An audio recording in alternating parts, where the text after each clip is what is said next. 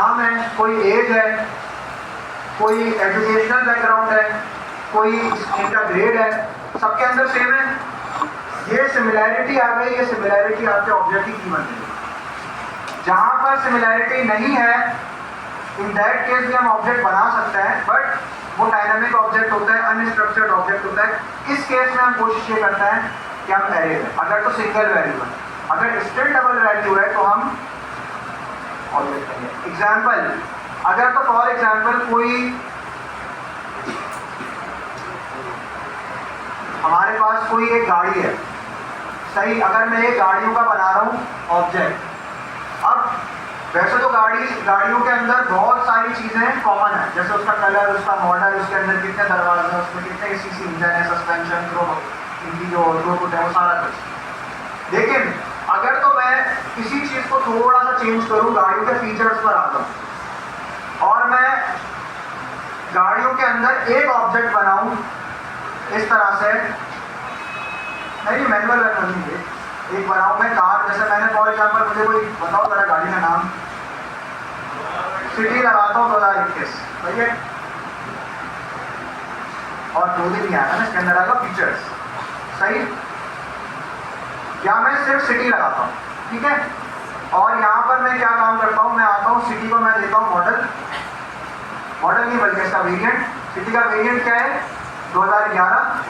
यहाँ में काम करता है, पहले मैं वेरिएंट लिखता हूँ 1990 में, तो होती नहीं है 2002, सही है। यहाँ पर मैं आता हूँ इसका फीचर, इसके फीचर लिखता हूँ, सही। अब क्या सिटी जो 2002 का मॉडल था और सिटी जो 2023 का मॉडल है, उनके फीचर सेम है? नहीं। इस केस में मैं एक और ऑब्जेक्ट, इसके नीचे सिटी का पहले मैं एक एरे बनाऊंगा, देन मैं क्या करूंगा, इसका अबे यार ऑब्जेक्ट बन जाए, सही है। अब मैं इसका दूसरा एक ऑब्जेक्ट बनाऊंगा इसके बिल्कुल नीचे, उसको मैं वेरिएंट दे दूंगा इसी तरह से, वेरिएंट 2023, और इसके फीचर्स लिखूंगा। अब मुझे बताओ क्या इनके फीचर्स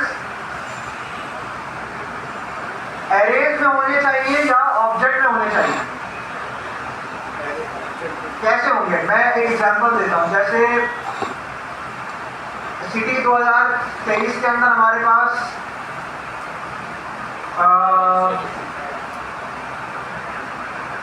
क्या चीज है कोई खास? बेटा ये नहीं करो यहाँ पर, सर हमारी क्लास नहीं है क्या? हाँ इसी है, शेप चेंज हो गया। अगर 2003 के वेरिएंट के अंदर हमारे पास, यार उसको क्या बोलते हैं, एक्सीडेंट होता है तो वो चीज से आ गया ना, एयरबैग्स हैं, ठीक है। और 2002 की गाड़ी में एयरबैग्स नहीं है, सही। तो 2023 की गाड़ी में एयरबैग्स है, 2002 की गाड़ी में एयरबैग्स नहीं है। अब उन एयरबैग्स की भी तो कोई प्रॉपर्टी होगी ना, जैसे एयरबैग्स का साइज क्या है, उसकी थिकनेस क्या है, सही है। लेट्स से मैं रैंडमली हम लोग करते हैं कि वो 5 मिलीमीटर या 10 मिलीमीटर, जो भी उनका वेरिएंट होता है, जो भी उनका स्केल होता है, मुझे ये चीज लिखनी है। लेकिन ये क्या है, ये डिस्टिंक्ट है। अब 2002 की गाड़ी में तो कोई फीचर है ना, उस वक्त का लेटेस्ट फीचर क्या होगा? रैंडम बात करते हैं, रेडियो है फॉर एग्जाम्पल। एक बात यहाँ पर आकर मैं लिखता हूँ रेडियो, और इसकी फ्रीक्वेंसी रैंडमली कर लेते हैं 105 हर्ट्ज। मुझे नहीं पता सही है गलत है, समझाने के लिए। और इसके फीचर्स में क्या है, एयरबैग्स, ठीक है। एयरबैग्स, और एयरबैग्स की जो भी हम करेंगे 10 मिलीमीटर या जो भी इसका हो गया हो सकता। अब ये फीचर को आप लोग जरा ना क्रिटिकल टॉपिक है, इसको समझाएं। जब ये गाड़ी 2012-2 में नई आई होगी, इसका एक ब्राउजर होगा, तो वो अपनी गाड़ी में नीचे फीचर्स के अंदर बड़ा बड़ा लिख रहे होंगे कि यार इस गाड़ी में रेडियो है, इस गाड़ी के अंदर सीडी प्लेयर है, इस गाड़ी के अंदर पावर स्टीयरिंग है, ये चीज। लेकिन क्या यही सेम फीचर्स 2023 वाला अपनी गाड़ी में हाईलाइट करेगा कि हमारी गाड़ी में रेडियो है? नहीं करेगा ना। वो क्या करेगा, हमारी गाड़ी में एयरबैग्स हैं, हमारी गाड़ी में क्या है, एबीएस है, हाँ कर सकते हैं, हमारी गाड़ी में एबीएस है, हमारी गाड़ी में जो हीटेड सीट्स हैं, सही है, ये चीजें करेगा।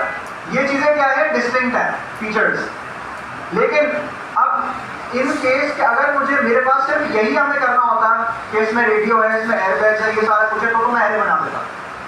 लेकिन अगर हमें इसके आगे भी इसको डिफाइन करना है कि रेडियो की फ्रीक्वेंसी क्या है, एयरबैग्स की वो क्या है, तो इन दैट केस हम लोग ऑब्जेक्ट ही बनाएंगे, ऑब्जेक्ट डिस्टिंक्ट करेंगे। सही है। लेकिन ये डिस्टिंक्ट सिर्फ इसी केस में होगा, इसके अलावा ऑब्जेक्ट आपस में हमेशा सेम शेप के होता है। जैसा कि मैंने बताया कि अगर एक स्टूडेंट है, उसका एक नाम है, उसका एक ग्रेड है, उसका सारी चीज़ें, तो दूसरे स्टूडेंट का भी सेम ही है। ठीक है।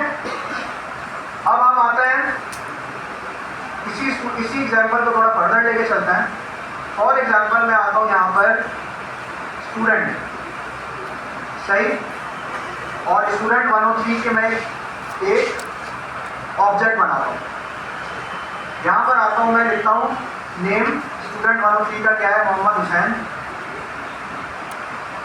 मोहम्मद हुसैन, और एज में यहाँ पर लिख देता हूँ रैंडमली, मुझे नहीं पता, 22, सही। और इसके बाद में उनके, अब मुझे इनके बारे में लिखना है कि इनका एजुकेशनल बैकग्राउंड क्या है।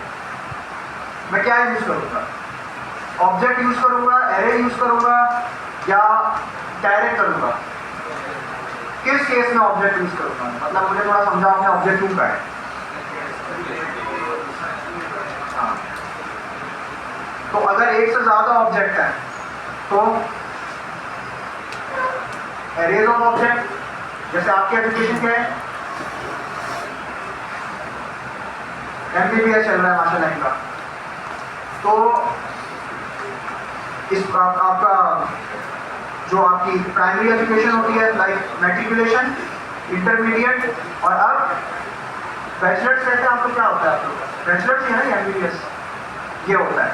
फिर इसके बाद आप स्पेशलाइजेशन की तरफ जाते हैं, पोस्ट ग्रेजुएट, सही। तो अब अगर हमें इनकी एजुकेशन हमें लिखनी है तो हम क्या करेंगे, एक तो हम की बनाएंगे एजुकेशनल बैकग्राउंड, और यहाँ पर मैं एरे लिखूंगा। क्यों? क्योंकि इनकी जो एजुकेशन है ना वो ज़्यादा है। एजुकेशन का नेचर तो सेम है, चाहे स्कूल से पढ़ा या कॉलेज से पढ़ा, नाम है मल्टीपल है, एक से ज़्यादा है। इन दैट केस मैं एक से ज़्यादा ऑब्जेक्ट बनाऊंगा तो उसका एरे के अंदर डाल के उसका कलेक्शन बनाऊंगा। ठीक है। अब यहाँ पर आकर लेट्स से मैंने ये दो बना दिए जिनमें इनका पहला वाला मैट्रिक है, दूसरा वाला इसका है, सही। लेकिन मेरा एक सवाल है, बल्कि छोड़ दें इसको, छोड़ दें यहाँ तक, ये बात समझ आ गई। ये होता है एरेज का और ऑब्जेक्ट्स का फर्क, और ये है नॉन प्रिमिटिव डेटा टाइप।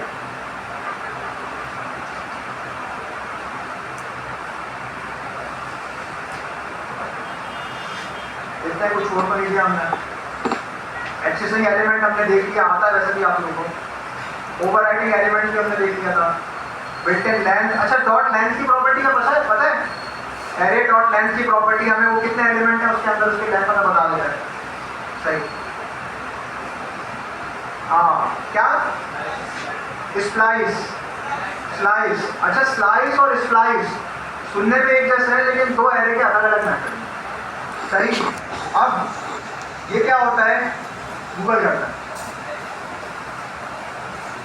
है एरे डॉट स्लाइस,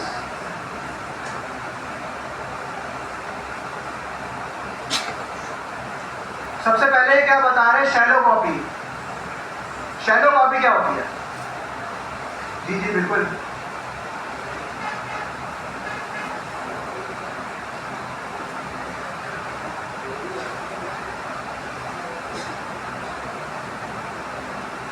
बिल्कुल सही है। और इस फिनोमेना को कहते क्या है? Pass by reference, pass by value है। शैलो कॉपी का मतलब ये है कि अगर तो मैं इस एरे के अंदर चेंज करूंगा तो ओरिजिनल एरे में चेंज हो जाएगा। सबसे पहली बात तो ये है कि अगर मैं स्लाइस का मेथड यूज करूंगा तो स्लाइस हमें शैलो रिटर्न करता है। अच्छा वैसे मैंने अपनी क्लास को तो बताया भाई है कि नॉर्मली मेरी क्लास वाले कॉपी पेन और ये सब लेके बैठे हुए होता है, उनको ये कॉन्सेप्चुअल चीज़ें ना काफ़ी